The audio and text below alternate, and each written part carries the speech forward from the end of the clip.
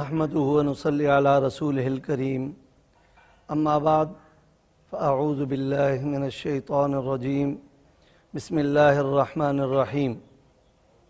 قال الله تعالى إنما المؤمنون إخوة وقال تعالى والمؤمنون والمؤمنات بعضهم أولياء بعض قال النبي صلى الله تعالى عليه وآله وسلم المؤمن أخو المؤمن كجسد واحد إن اشتكى شيئا منه وجد ألم ذلك في سائر الجسد۔ برادران اسلام، میرا موضوع ہے اسلامی اخوت۔ اسلامی اخوت کا معنی ہے بھائی چارگی، بھائی بندی، اور اس کا جو مفہوم ہے، اس مفہوم کے اندر خاندان، برادری، قوم اور ملک، ملت، وطن سب شامل ہے۔ ہمارے نبی صلی اللہ تعالی علیہ وآلہ وسلم نے اللہ کے حکم سے اخوت کے لیے جو تلقین فرمائی، جب آپ صلی اللہ تعالی علیہ وسلم نے مکہ سے مدینہ ہجرت فرمائی، ہجرت کے بعد آپ صلی اللہ تعالی علیہ وسلم نے حضرت انس ابن مالک رضی اللہ تعالی عنہ کے گھر میں تقریباً 100 سے زائد صحابہ رضوان اللہ جمع ہیں، اور آپ صلی اللہ تعالی علیہ وسلم نے ان تمام کے درمیان اخوت کا ایک رشتہ قائم فرمایا، جسے مواخات مدینہ کے نام سے آج بھی پہچانا جاتا ہے۔ آج بھی تاریخ کے اندر وہ روشن مثال موجود ہے کہ جب آپ صلی اللہ تعالی علیہ وسلم نے وہاں پر موجود صحابہ رضوان اللہ، جن میں انصار بھی تھے، مہاجرین بھی تھے، ان کو کہا تأخوا فی اللہ اخوین اخوین، اللہ کے لیے تم بھائی بھائی ہو جاؤ، اللہ کے لیے تم ایک ہو جاؤ۔ اور پھر آپ صلی اللہ تعالی علیہ وسلم نے جب ان میں رشتہ مواخات قائم کیا تو وہ ایک مثالی رشتہ بنا کہ ایک انصاری کو ایک مہاجر کے ساتھ ملا دیا اور ان دونوں کے درمیان رشتہ پرو دیا، اور وہ ایسے بھائی بن گئے کہ تاریخ لکھتی ہے کہ سگے بھائی بھی وہ کوئی یہ نہیں پہچان سکتا تھا کہ یہ ایک دوسرے کے سگے بھائی نہیں ہیں، بلکہ یہ ایک دوسرے سے الگ ہیں، ایک انصاری ہے، ایک مہاجر ہے، یہ ایک ماں ایک باپ کے نہیں ہیں، کیونکہ ان کے درمیان ایسا تعلق تھا، ایسا رشتہ تھا، ایک دوسرے کے ساتھ اتنا تعلق اور اتنی محبت تھی ان کی، ایک دوسرے کے لیے ہر طرح کی قربانیاں دیتے تھے کہ وہ ایک دوسرے کی وجہ سے ہر طرح کی قربانی پر تیار رہتے تھے، جس کی وجہ سے وہ اللہ کے حکم اور رسول اللہ صلی اللہ علیہ وسلم کے ارشادات پر عمل پیرا ہونے کی وجہ سے کامیاب ہوئے، اور اس رشتے کو انہوں نے عمل کر کے دکھایا۔ حدیث قدسی ہے، رسول اللہ صلی اللہ تعالی علیہ وسلم فرماتے ہیں کہ اللہ تبارک و تعالیٰ کا ارشاد ہے الخلق عیال اللہ فاحب الخلق الی اللہ من احسن الی عیالہ۔ ساری مخلوق اللہ کا کنبہ ہے، ساری مخلوق اللہ کا کنبہ ہے، اور مخلوق میں سے سب سے بہترین آدمی وہ ہے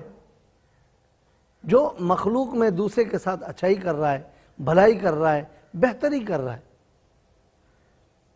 برادران اسلام، اسلامی اخوت کے لیے اللہ تبارک و تعالیٰ نے جو کہا المؤمن اخو المؤمن، مومن مومن کا بھائی ہے، اور آپ صلی اللہ علیہ وسلم نے فرمایا المؤمن اخو المؤمن کجسد واحد ان اشتکا شیئا منہ وجد علم ذلک فی سائر الجسد، کہ مومن مومن کا بھائی ہے، ایک جسم کی مانند ہیں، اور اگر ایک مومن کے آنکھ میں درد ہے تو دوسرے مومن کے پورے جسم میں درد ہے، ایک مومن کے سر میں درد ہے دوسرے مومن کے پورے جسم میں درد ہے، گویا وہ اس درد کو جو دوسرے بھائی کی آنکھ میں ہے، اس درد کو جو دوسرے بھائی کے سر میں ہے، وہ اتنا محسوس کرے کہ گویا وہ پورا کا پورا تڑپ رہا ہے، دوسرے بھائی کی اتنی فکر ہے، دوسرے بھائی سے اتنا اخلاص اور للہیت اور اتنا محبت ہے، اس کے درد کو اپنا درد محسوس کرتے ہوئے اس کے ساتھ ہمدردی کر رہا ہے، غمخواری کر رہا ہے، اس کے کام آ رہا ہے، اس کی اس تکلیف کو ہٹانے پہ لگا ہوا ہے۔ یہ تھا جب آپ صلی اللہ تعالیٰ علیہ وسلم نے رشتہ مواخات قائم کیا،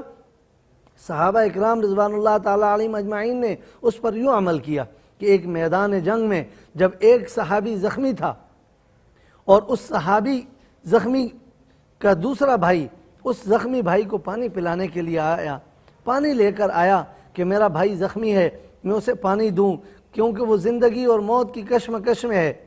جب وہ صحابی پانی لے کر آتے ہیں، اپنے اس بھائی کو پانی دینے کے لیے آتے ہیں، تو قریب سے ایک دوسرے مسلمان کے تڑپنے کی اور آہ و سسکیوں کی آواز آتی ہے، درد کی آواز آتی ہے، اس زخموں کی تاب نہ لاتے ہوئے وہ کراہ رہے ہوتے ہیں۔ اس بھائی کے پاس یہ پہنچ کر پانی ان کو پیش کرنے لگتے ہیں تو وہ بھائی کہتا ہے نہیں، میرے سے زیادہ وہ دوسرا بھائی مستحق ہے، مجھ سے زیادہ وہ دوسرا جس کی آواز مجھے آ رہی ہے وہ زیادہ مستحق ہے، آپ یہ پانی اسے دے دیں۔ جب یہ بھائی اس بھائی کے پاس پہنچتا ہے اور اس کو پانی دینے لگتا ہے، وہ جب پانی اس کو دینے لگتا ہے تو اس کے قریب سے تیسرے ایک بھائی کے کراہنے کی آواز آ رہی ہے۔ وہ بھائی بھی پانی چھوڑ دیتا ہے اور وہ کہتا ہے کہ نہیں، مجھ سے زیادہ ایک اور بھائی جو مستحق ہے، تم یہ پانی اس کو دے دو، مجھے نہیں چاہیے، اس کو دو۔ وہ اس کے پاس پہنچتا ہے تو وہ بھائی اللہ کو پیارا ہو چکا ہوتا ہے، وہ وہاں سے واپس دوسرے بھائی کے پاس آتا ہے، وہ بھی اللہ کو پیارا ہو چکا ہوتا ہے۔ جب وہ اپنے بھائی کے پاس آتا ہے تو یہ بھی داغ مفارقت دیتے ہوئے جام شہادت نوش کر لیتا ہے۔ میرے بھائیوں، دیکھیں کہ وہ کس قدر ایک دوسرے کے لیے تڑپ رہے تھے کہ ہر ایک ان میں سے موت کے منہ میں تھا، موت اس کو آ چکی تھی اور وہ قریب تھا کہ شہید ہو جاتا، لیکن اس اپنے درد کو اس نے سہ لیا، اپنے درد کو برداشت کر کے دوسرے بھائی کے کام آ گیا، دوسرے بھائی کے لیے پانی اور دوسرے بھائی کے لیے ایثار، دوسرے بھائی کے لیے اس نے قربانی دی اور اس بھائی کے کام آیا۔ خطبہ حجۃ الوداع کے موقع پر سرکار دو جہاں صلی اللہ تعالی علیہ وآلہ وسلم ارشاد فرما رہے ہیں، اے لوگو جان لو کہ ہر مسلمان دوسرے مسلمان کا بھائی ہے، ایک برادری ہیں، ایک دوسرے پر ظلم نہ کرو، کوئی بھائی دوسرے بھائی پر ظلم نہ کرے، ناجائز مال دوسرے کا نہ کھائے، بیمار کوئی ایک بھائی بیمار ہو جائے تو اس کی بیمار پرسی کرے، اس کے دکھ کو، اس کی بیماری کو دفع کرنے کے لیے، دور کرنے کے لیے کوشش کرے۔ اگر کوئی ایک بھائی فوت ہو جائے تو دوسرا بھائی اس کے جنازے میں جائے اور اس کو دفنائے، اس کے قبر پہ جائے اور اس کو دفنائے، اس کے لیے دعائے خیر کرے، اس کے لیے دعائے مغفرت کرے۔ اسی طرح جب کوئی ایک بھائی خوش ہو جائے، اس کو کوئی خوشی اللہ نصیب کرے تو یہ بھائی خوش ہو، اس کی خوشی میں اس کے ساتھ شریک ہو، اگر اس کو غم آئے تو یہ اس کے غم میں شریک ہو، یہ اخوت ہے۔ ایک شاعر نے کہا، کیا خوب کہتا ہے ایک شاعر کہ مبتلا درد کوئی عزم ہو روتی ہے آنکھ، مبتلا درد کوئی عزم ہو روتی ہے آنکھ، کس قدر ہمدرد سارے جسم کی ہوتی ہے آنکھ۔ اللہ تبارک و تعالیٰ کا فرمان ہے، وَاذْكُرُوا نِعْمَةَ اللَّهِ عَلَيْكُمْ اِذْ كُنْتُمْ أَعْدَاءً فَأَلَّفَ بَيْنَ قُلُوبِكُمْ فَأَصْبَحْتُمْ بِنِعْمَتِهِ إِخْوَانًا۔ یاد کرو اس وقت کو کہ جب تم پر اللہ تبارک و تعالیٰ نے نعمت کی، تم پر انعام کیا اور تم سب کو بھائی بھائی بنا دیا، حالانکہ تم تو ایک دوسرے کے دشمن تھے۔ سرکار دو جہاں صلی اللہ تعالیٰ علیہ وسلم پر جب یہ وحی اترتی ہے اور آپ صلی اللہ علیہ وسلم جب مواخات کا رشتہ قائم کرتے ہیں، اس مواخات کے رشتے کی فائدہ یہ ہوتا ہے کہ اوس اور خزرج جو دو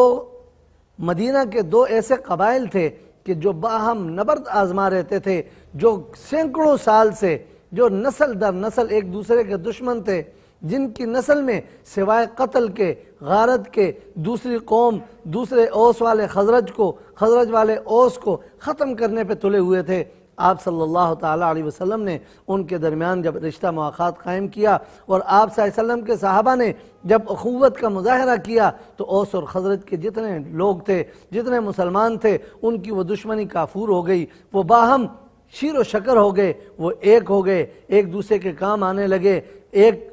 دوسرے کے ساتھ ہمدردی کرنے لگے۔ کیوں کہ کلمہ لا الہ الا اللہ کی جو بنیاد پر اخوت کا رشتہ قائم ہوا تھا، اللہ تبارک و تعالیٰ نے اس میں ایسی برکت ڈالی، رسول اللہ صلی اللہ علیہ وسلم کی محنت نے اس میں ایسی برکت ڈالی کہ وہ سارے شیر و شکر ہوئے اور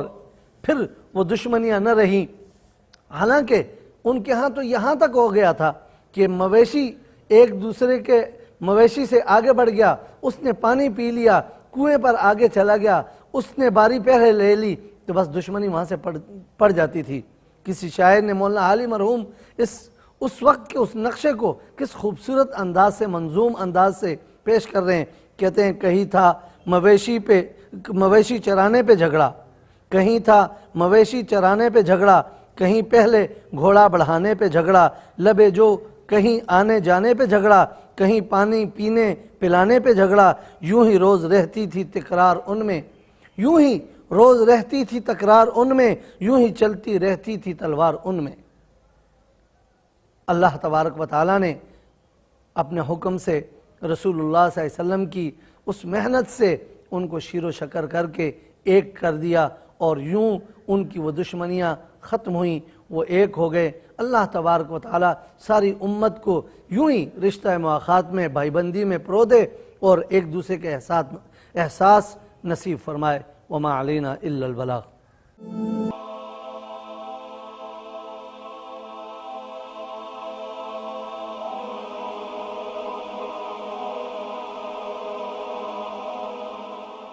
ایمان کی کرن، ہدایت کی شمع، رسالت